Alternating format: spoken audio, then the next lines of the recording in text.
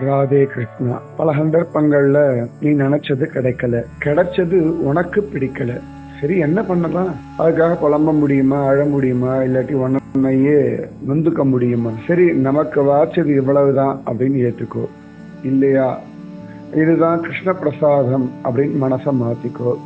இல்லையா, சரி, இதுல எப்படி ஆனந்தமா இருக்கலாம் அப்படின்னு கண்டுபிடி. இவ்வளவுதான் வழிமுறைகள். அதை விட்டுட்டு ஒன்று நீயே நொந்துக்கிறதும் உன்னை நீயே வெறுக்கிறதும் என்ன சந்தோஷம் கிடைச்சிட போற சொல்லு?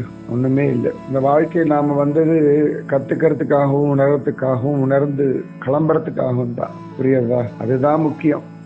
ஸோ அதனால நீ தான் உன் மனசை அழகா சரி பண்ணி பக்குவப்படுத்தி கொண்டு போகணும். வேற யாரும் கிடையாது.